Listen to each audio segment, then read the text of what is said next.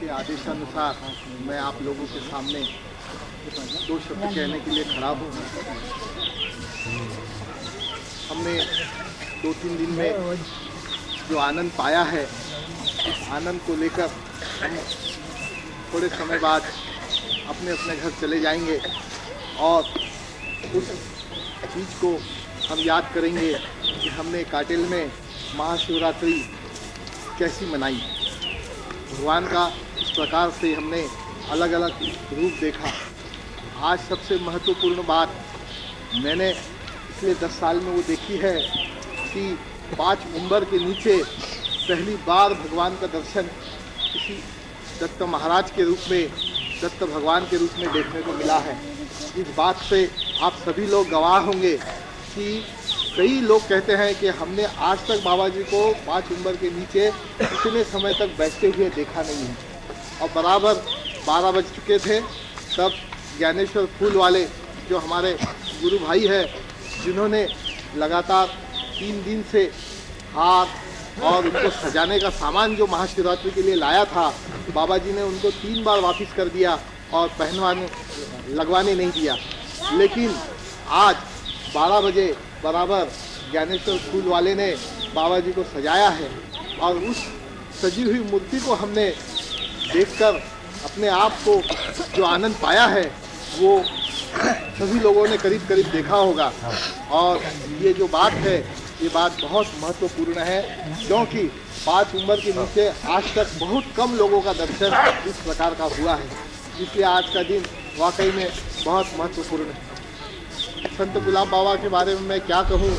हमारे कन कन में बाबा जी समाये हुए हैं, हमारे खीसे में बाबा जी का फोटो है। हम घर से बाहर निकलते हैं तो बाबा जी का बगैर दर्शन किए नहीं निकलते। हम पूजा भी करते हैं तो बाबा जी की ही करते हैं। हमारे पूजा घर में बाकी देवी देवताओं के फोटो लगे हुए हैं, लेकिन अब ऐसा हो चुका है कि जो कुछ है वो हमारे बाबा जी ही है। जो बचाना है, जो रखना है, जो कुछ भी हमारा काम करना है वो बाबा जी है।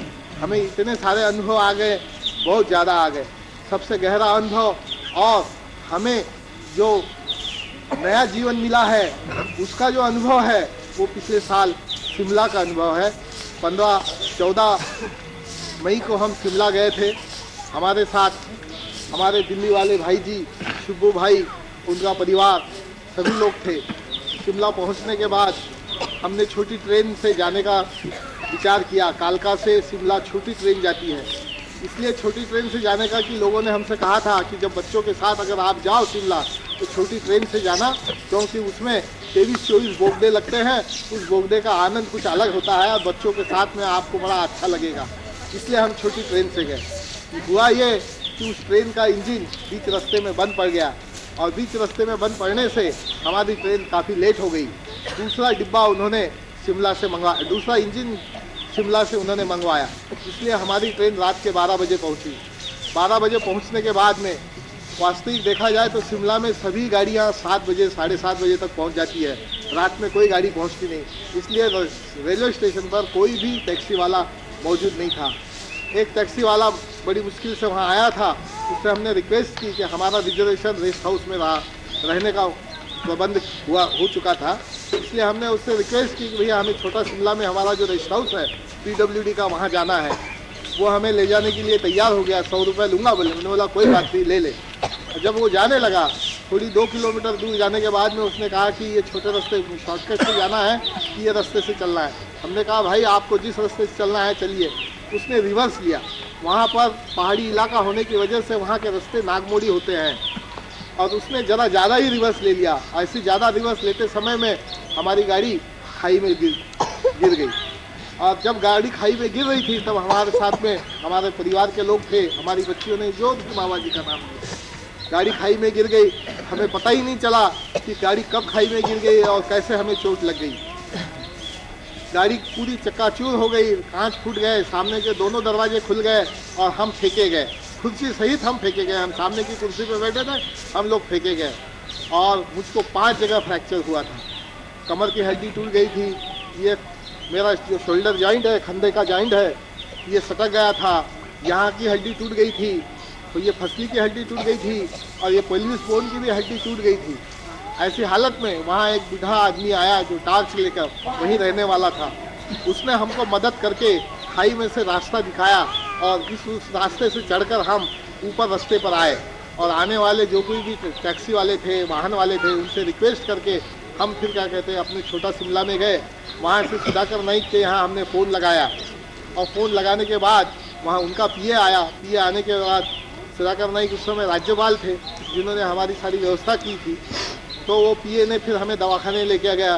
उसके बाद में हमारे परिवार के लोगों को भी दवाखाने लेके गया, शिब्बो भैया को भी दवाखाने लेके गया और हम वहाँ शिमला के अस्पताल में 5 दिन तक थे। वहाँ से हमको बम्बई शिफ्ट किया गया। उसी पीरियड में हमारे सारे रिश्तेदार लोग आ गए और बम्बई में बाबा जी हमें मिलने के लिए आए।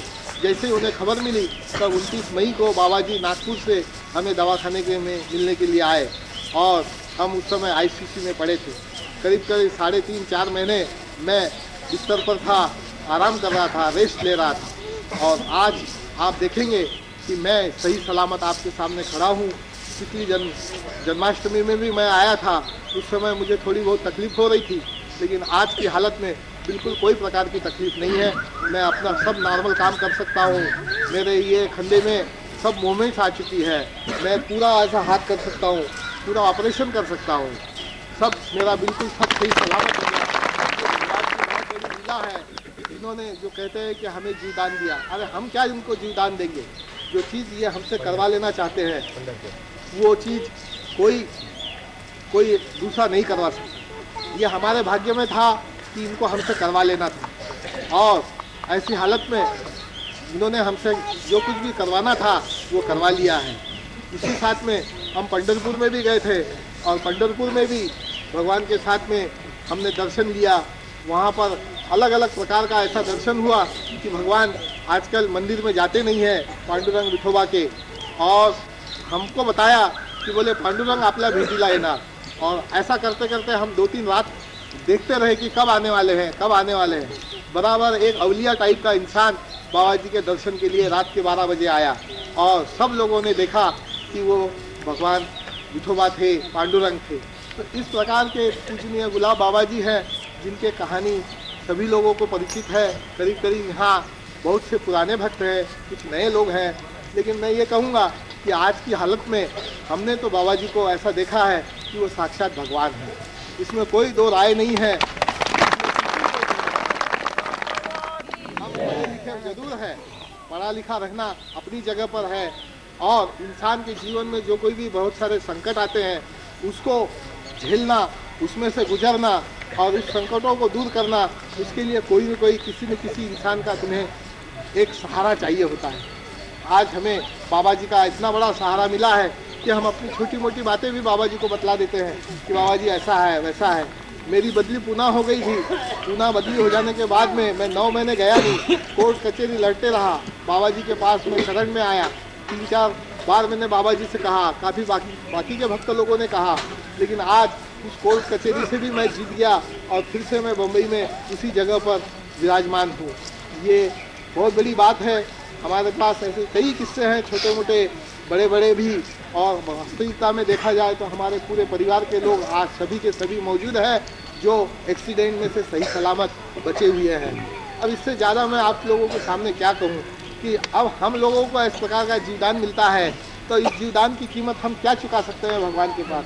उसी प्रकार हम भगवान को कुछ सेवा ही दे सकते हैं और सेवा के बदले में हम बाबा जी से ये कहते हैं कि हमारा कुछ नहीं है, हमारा जो कुछ भी है वो आप ही है। बनाना भी आपके हाथ में है, बिगाड़ना भी आपके हाथ में है। जो हम तो अब आपके पूरे अर्पण हो चुके हैं। वास्तविकता में आज हमारा रेलवे का रिजर्वेशन है। अभी हम 7:30 बजे की गाड़ी से जाने वाले हैं और दोपहर में ही हमने बाबा जी से छुट्टी भी मांग ली थी। हमारा रिजर्वेशन है मुंबई जाने के लिए। बाबा जी बोले कि 2 मिनट रुको, बाद में देखेंगे। हम थोड़ी समय बाद चले जाएंगे अगर बाबा जी का आदेश हुआ तो।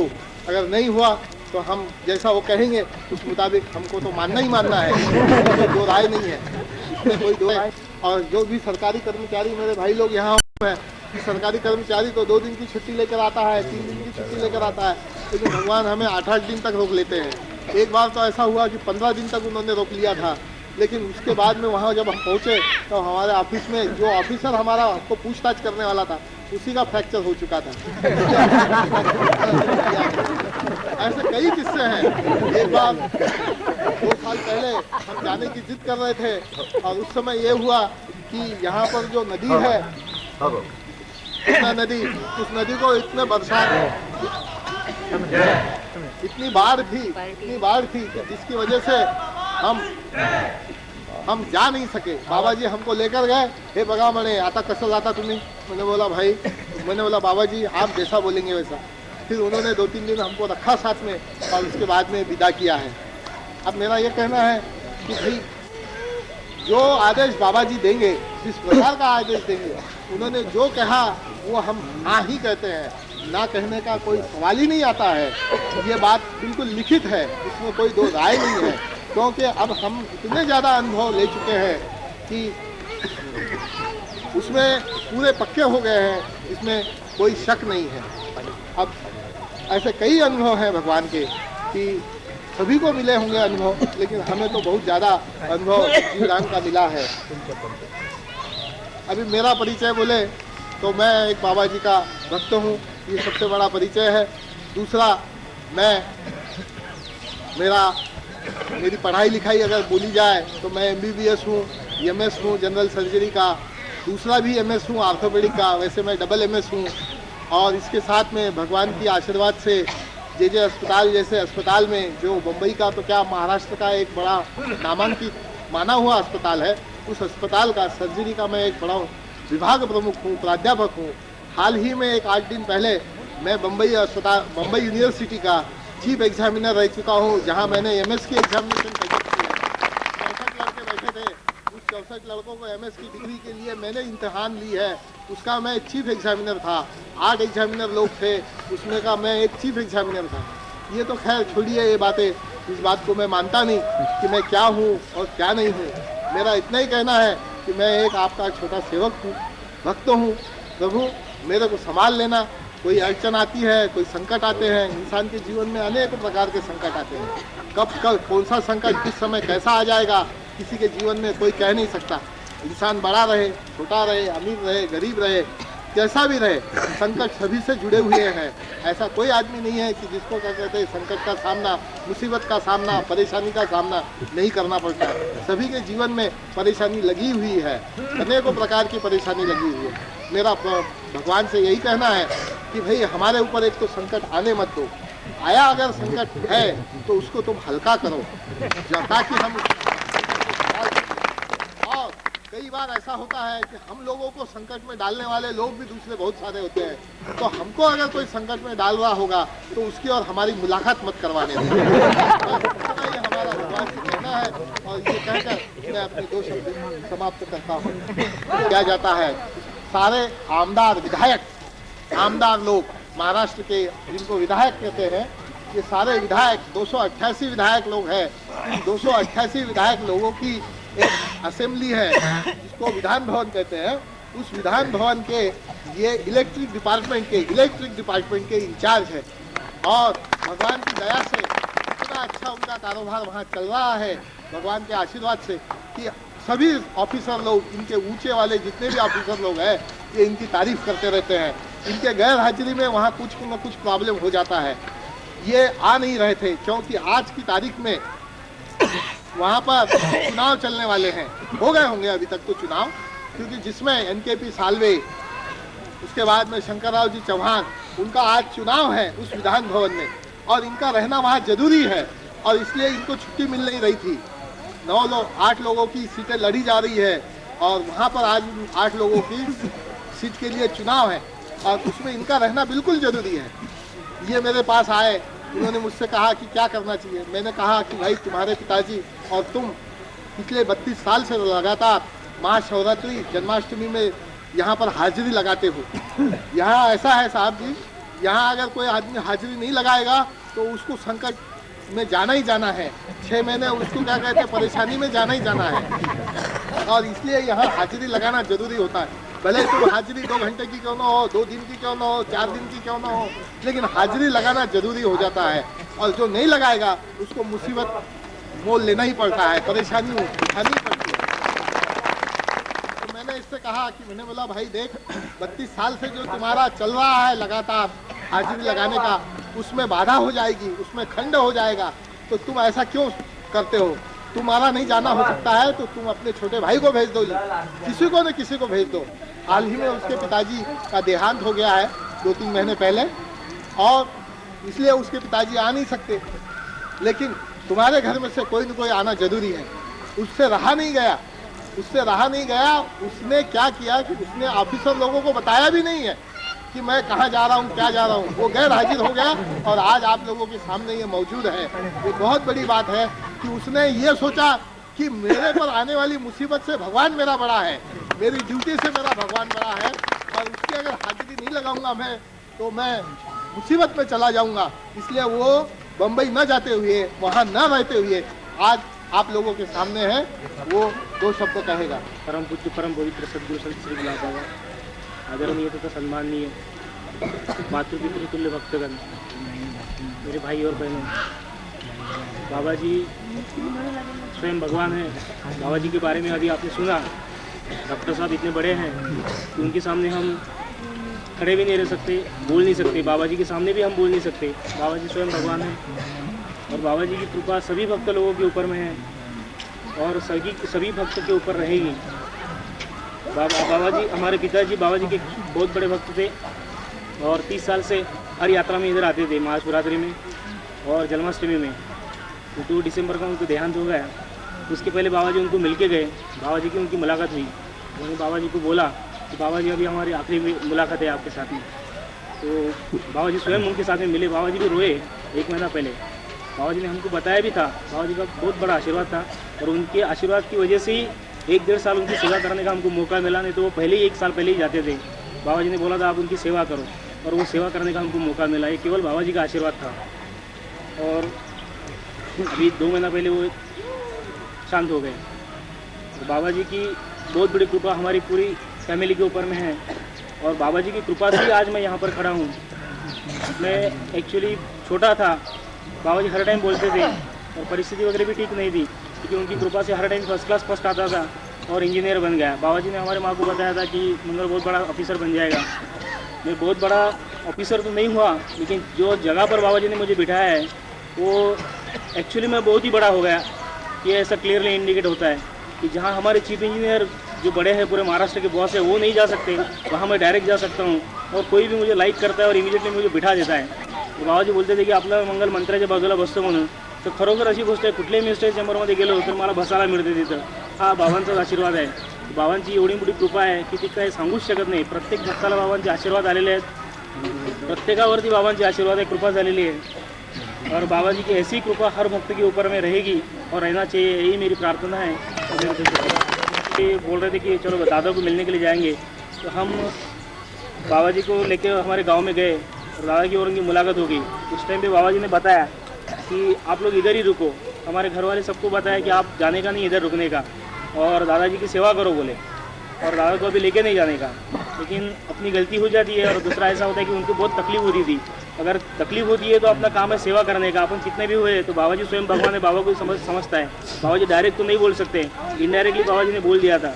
लेकिन अपन आदमी होने की वजह से अगर पिताजी को तकलीफ होती है तो उनकी सेवा करना अपना जरूरी काम है, इसलिए मैं उनको मुंबई लेके गया। तो बाबा जी ने बोला कि हम 1 तारीख को इधर आएंगे, तो गाँव में 1 तारीख को आने वाले थे। मैं उधर लेके गया, उनको एडमिट किया, उनकी तबीयत ठीक हो गई और बाबा जी 1 तारीख को बराबर हमारे गाँव में आ गए पिताजी को मिलने के लिए। और 1 तारीख को यहाँ से फ़ोन लगाया कि बाबा गाँव में उस दिन भंडारा हो गया, कार्यक्रम हो गया और बाबा जी उनको मिलने के ही लिए आए थे, ये क्लियर हो गया। और हम लोग बम्बई में थे, हमारी मुलाकात नहीं हो सकी। बाबा जी को हमने बोला बाबा जी हमको माफ़ करो, तो हम उनको लेके आए इधर। उनको तकलीफ बहुत हो रही थी, वो देखे नहीं जा रही थी, इसलिए मैंने उनको लाके इधर एडमिट किया और ट्रीटमेंट दिया, तबीयत ठीक हो गई। लेकिन ठीक है बोले, ठीक है सेवा करो बोले, कोई बात नहीं बोले, इधर बहुत अच्छा हो गया बोले, कार्यक्रम वगैरह हो गया, सबका खाना हो गया बोले थे। तो पिताजी ने सब वहाँ ही फ़ोन पर से बोल दिया घर में कि बाबा जी को घर में रुकने के लिए बोलो, भंडारा करो, सब कुछ करो। उनका बड़ा प्रेम था बाबा जी के साथ में। और हाँ, तो 2 तारीख को बाबा जी का, हमारे पिताजी का उधर 2 तारीख को रात में देहांत हो गया। 1 तारीख को बराबर बाबा जी ने 1 महीना पहले बोला था कि 1 तारीख को मैं गांव में आता हूँ और बहुत बड़ा भंडारा अपन करेंगे। ऐसा 1 महीना पहले जब मिलने के लिए आए गांव में, उस टाइम भी बोला था। और बराबर बाबा जी जिस दिन आए तो बाबा जी को मुलाकात होना था, लेकिन वो हमारी वजह से टल गई। वो 2 तारीख को बाबा जी बराबर यहाँ से चले से इतना बाबा जी का ये है। और इतना प्रेम था उनका, तो दूसरे दिन वो बम्बई से उनको हमारे गांव में लेके आए, 500 किलोमीटर लेके आए गाड़ी से, तो कुछ तकलीफ नहीं हुई, बराबर गांव में पहुंच गए, सब लोग बराबर वहाँ पर आ गए। इतना बड़ा सोड़ा हो गया उनके इसका। और बैंड तुलसी की जो मनी रहते हैं वो तो इतने से रहते हैं, वो तो जल जाना चाहिए एक्चुअली, तो वो मनी नहीं जले तुलसी की, क्योंकि बाबा जी ने दिए थे, अभी भी वो वैसी की वैसी माल है। बाद में फूल एक्चुअली तो पूरे फूल उनके गले में डाल दिए थे, चीता में पूरे फूल जल गए, हार जल गए पूरे, लेकिन अंदर उनकी राख में से एक फूल निकल गया। तो वो फूल जैसे कि उसको कुछ भी नहीं हुआ था, उससे बीच में से निकाला। तो सब लोगों को हमने पूछा कि ये कैसा है, उन्होंने बोले बहुत बड़े महात्मा आए होंगे, बोले उनको मिले, बोले उनका आशीर्वाद है, बोले इसलिए ये निकल गया, बोले उसमें दिखा दिए और उनके आशीर्वाद से इतने दिन तक। जितनी भी बिल्डिंगें आज बन रही है सिडको की, वो सब बिल्डिंग बनाने में, उसका प्लानिंग करने में इनका पूरा श्रेय है। और ऐसा कहा जाए कि इनके ही दिमाग की वो उपज है, इनकी ही प्लानिंग से वो आज नई बम्बई की जितनी भी बिल्डिंगें बनी हैं वो साहब आज हमारे बीच मौजूद हैं। इनकी मिसेज भी आई है, वो नई बम्बई में तो अभी कोई 17 मंजिली बन रही है, कोई 20 मंजिली बन रही है, कोई 18 मंजिली है। तो कहने का मतलब उस गांव को किस तरह से बनाना चाहिए, बसाना चाहिए, उसका प्लानिंग कैसा करना चाहिए,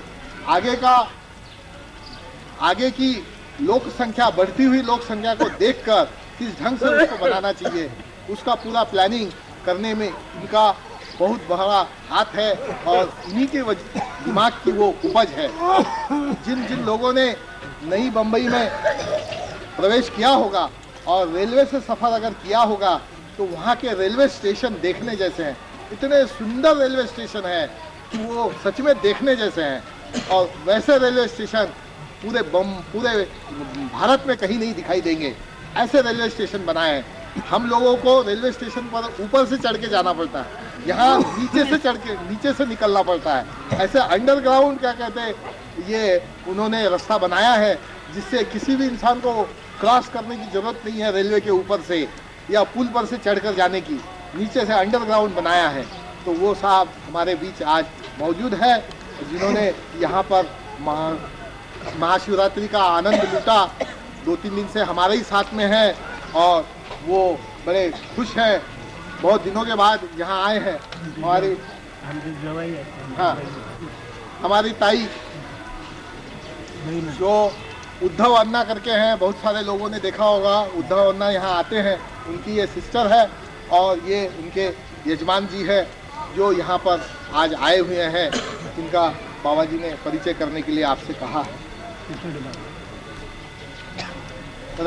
योगदान किया है और हाल ही में धर्मशाला इस काटेल आश्रम में बनाने का संकल्प किया है और इन्होंने बना दिया है। तो बाबा जी यहाँ मौजूद है। मैं बाबा जी से विनती करूँगा कि यहाँ पर उपस्थित सभी लोगों को आपके 2 शब्द सुनाएं।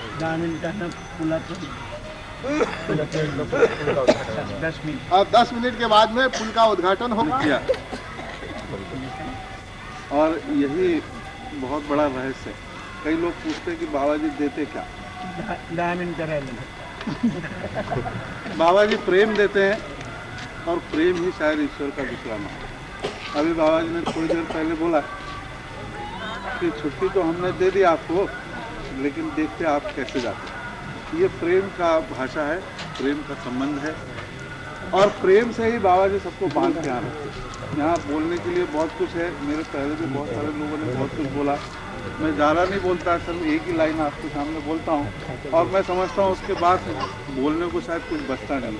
और वो यही है कि हमारे गुलाब बाबा ये ईश्वर है, ये पूर्ण अवतार है, ईश्वर का स्वरूप है।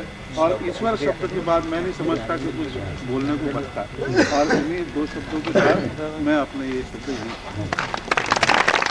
मत है, भाग्यवान है कि ज्योत्सनाबाई पटेल जबलपुर से, जिन्होंने यहाँ पर 2 कोटी रुपए का पुल जो लक्ष्मण झूले का है ऋषिकेश में, वैसा पुल बनाने का संकल्प किया है। और ज्योत्सनाबाई पटेल माता जी ने वहाँ से जबलपुर से इंजीनियर साहब, आर्किटेक्ट साहब ये को यहाँ पर भेजा है। ये लोग जबलपुर के माने हुए लोग हैं, जिन्होंने कई बिल्डिंग बनाई है, जिन्होंने कई पुल बनाए हैं, जिन्होंने बड़े बड़े काम किए हैं।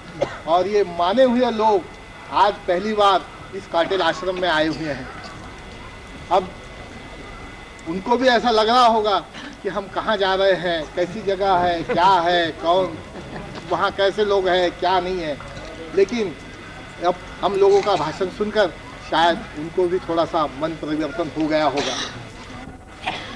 मैं आप लोगों से यकीन कहूँ कि बाबा जी की शरण में आने वाले इंसान को फ़ायदा ही फ़ायदा होता है, नुकसान किसी को नहीं होता। मेरे को एक तो भी आदमी ऐसा बता रहे कि उसको बाबा जी की शरण में आने के बाद में इसका नुकसान हुआ होगा, तो फ़ायदा ही फ़ायदा होगा। वो आपकी कितनी भक्ति है, कितनी श्रद्धा उनके प्रति है, उस मुताबिक आपको उसका रिटर्न मिलेगा। आप जितना दांव पे लगाओगे उतना ही आप पाओगे। ऐसा ही बाबा जी का है। और यहाँ पर अब उस पुल का भूमि पूजन होने वाला है और उस भूमि पूजन के बाद ये लोग जिस पुल को बनाने वाले हैं उसका ढांचा तैयार करने वाले हैं और उसको पूरा बनाने का इन लोगों ने संकल्प किया है और ये 6 महीने के अंदर बनने वाला है। और ऐसे बड़े बड़े लोग जो जबलपुर से यहाँ आए हुए हैं, हम लोग सच में भाग्यवान हैं कि देखो भगवान की ऐसी लीला है, बाबा जी की ऐसी लीला है कि सोचा किसी ने कुछ और रहा है और कहाँ से होता है, कैसा होता है, और हम लोगों को बाबा जी के साथ में रहते हुए उसका आनंद उठाने को मिलता है।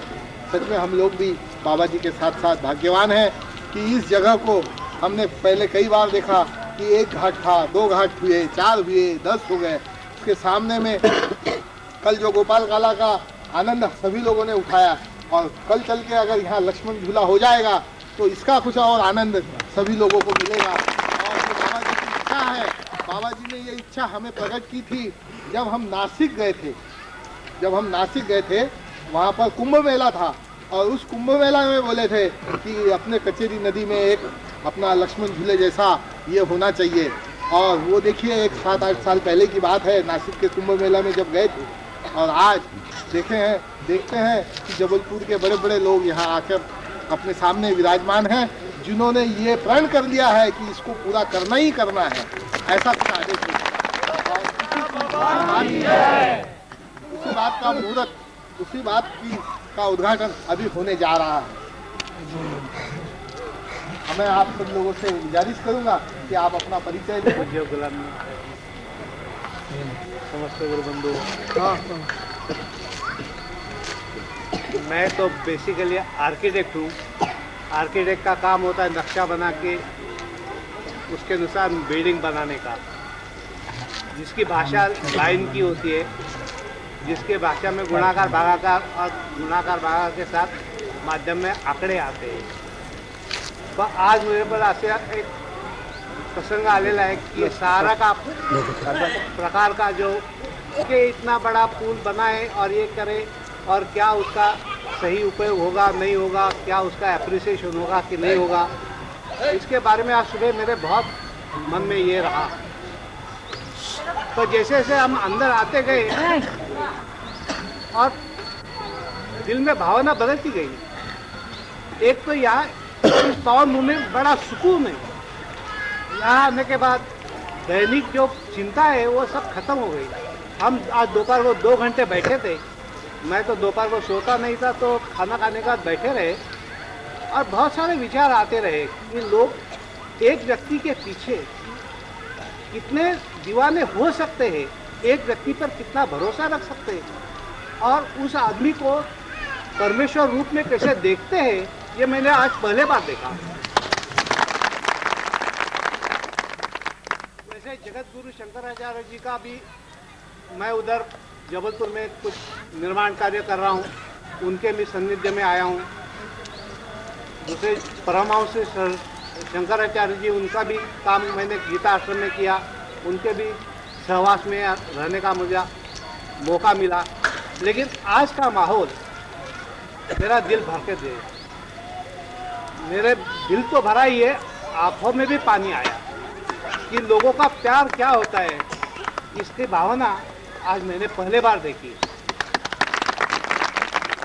डॉक्टर साहब, हिंदोला होता है वैसे वो ब्रिज भी हिंदोला जैसे झूलता रहेगा, उसको 8 फुट चौड़ाई रहेगी, लोग आते जाते रहेंगे और उस पर एक विशेष ऐसे काम है कि ये आमतौर पे सामान दिखता नहीं है, बनता नहीं है, तो बाबा जी के आशीर्वाद से यहाँ वो बन जाएगा। मैं मेरी कोशिश करूँगा। मारने की कोशिश की और ट्रिगर भी दबा दिया, लेकिन बंदूक में से गोली जब चली नहीं तब वो बाबा जी के शरण में आ गया। वो डाकू आप लोगों के सामने आज मौजूद है और अभी महाराज बन गए, क्योंकि बाबा जी ने उनको भगवा शर्ट पहना दिया। ताजुद्दीन बाबा की जय। भाइयों, माताओं, बहनों, मैं बाबा के पास बहुत कठिन परिश्रम करके पहुंचा। बाबा हमको जिस दिन पहले दिन मुलाकात हुई बाबा से, तो वो घने जंगल में हुई। तो वहाँ पे बाबा जी की गाड़ी खराब हो गई थी, तो वहाँ ड्राइवर गाड़ी ठीक कर रहा था, तो वो हमारे आदमी वहाँ थे। तो उन आदमियों ने देखा कि ये गाड़ी अच्छी है, नई वाली है, इसके पास बहुत पैसा होगा, तो पहले मैं लोगों से पैसा लेता और मारता था। अब मैं वैसा नहीं करता, अब बाबा की शरण में आ गया। तो उस समय बाबा को मैंने बहुत 2-4 बार बोला कि बाबा पैसा दो, बाबा पैसा दो। बाबा जी को कैसे ठीक निकाला? तो बाबा जी को 2-3 बजे रात की बात, गाड़ी खराब हो गई 12-1 बजे इनकी, तो 2-3 घंटा ये वहाँ रुके रहे बाबा जी। तो जब हम वहाँ से आए, अंदर में था, तो लोगों ने बताया कि वहाँ पे गाड़ी है, बहुत पैसा होगा उस गाड़ी में, चलो अपन देखते हैं। बाबा जी के पास मैं बाबा जी तो पहले नहीं बोलता था, बोले बाबा जी की गाड़ी है। वो ड्राइवर बोला बाबा जी की गाड़ी है। हमने कहा बाबा मैं नहीं जानता, मेरे को तो पैसा चाहिए। कहाँ का बाबा? बोले नहीं, संत गुलाब बाबा। मैंने होंगे संत गुलाब बाबा, कहाँ है, मेरे को कोई पैसा चाहिए। मैंने खींचा बाहर बाबा को, बोले बाबा बोले वो अंदर बाबा है। मैंने खींचा, मैंने कहा पैसा दो इधर आओ, पैसा हो ना।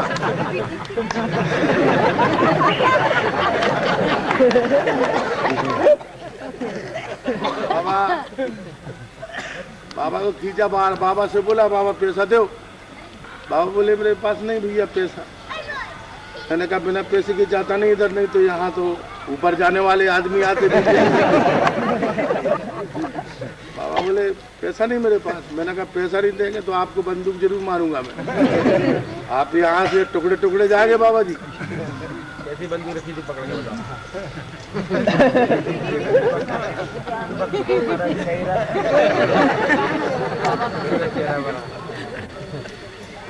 तो बताना ही पड़ेगा। ऐसी बंदूक लगाई बाबा जी को, ऐसे खड़े थे बाबा जी।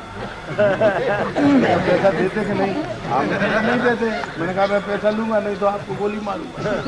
बोले भाई कुछ भी करो, मेरे पास पैसा नहीं। तो मैंने गोली चला दी। एक बार चलाया बाबा जी नहीं, हाँ वो मिस हो गया काट। 2 बार चलाया, तीसरी बार भगवान देखे कृष्ण भगवान। उस समय हम लोगों का आवाज हुआ गए भगवान ये हमसे गलती हुई, भगवान से क्षमा मांगी, वहाँ प्रार्थना किया भगवान हमसे गलती हुई। बाबा ने हमको बोला कि आप ऐसा खोटा काम मत करो, समझाया बाबा ने। वो ये डिटेल में बता रहा है, वो बहुत समय बहुत लग गया।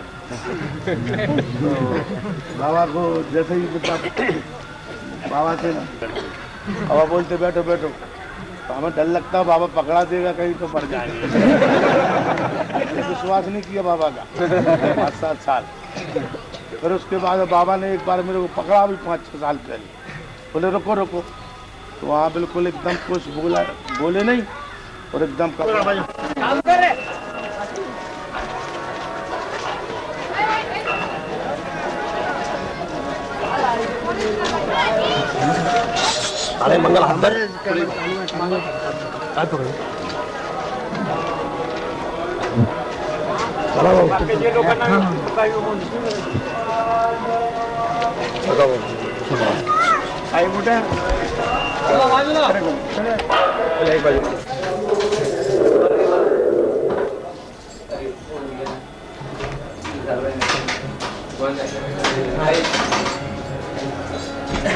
बंद असताना हे नसते फिरत बाबू, हे ध्यानात ठेवत जा. कोणी बंद असताना हे नसते फिरत, हे ध्यानात ठेवत जा.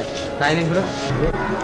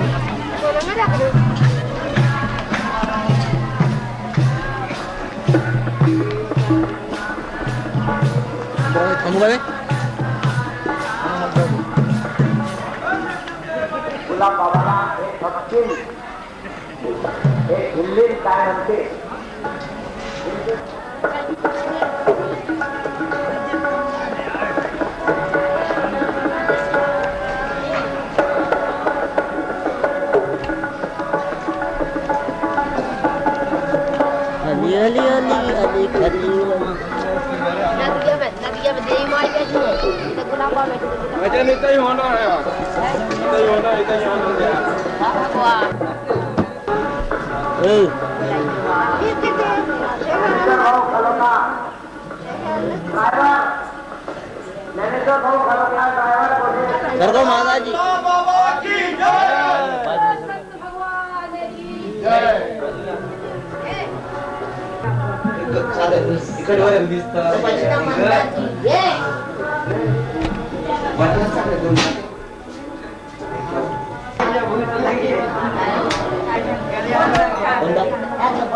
खास खास फोटो कोणता फोटो कोणता भाकर खायचा नाही मी मला घेतो आता.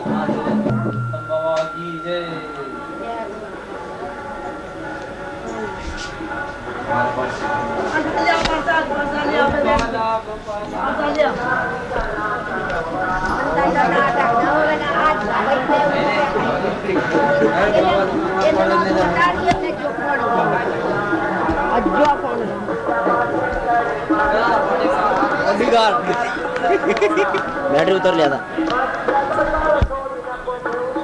गेले काय अजून? हा गेले बाबा आहेत.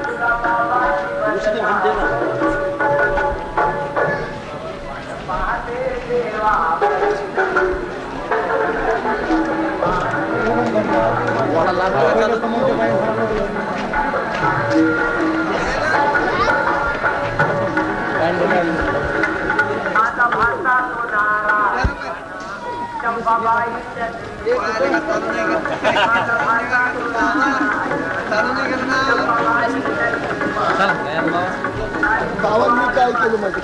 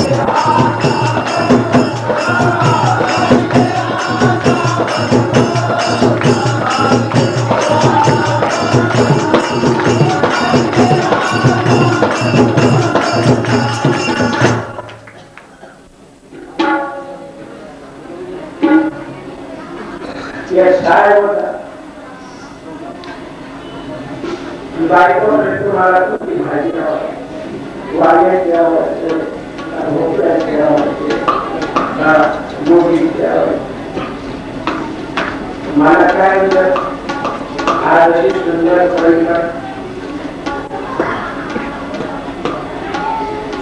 बायको म्हणे खा शाळेत म्हणे मला आता पोषणाचे काम आहे. मी पोषणाला घेतो इथे कोकण के हिमालय शिल्पकार हैं शायद ये प्रत्येक देश में बोल रहा है दूसरी गाड़ी दूसरा केस ना हुआ है मर जाने का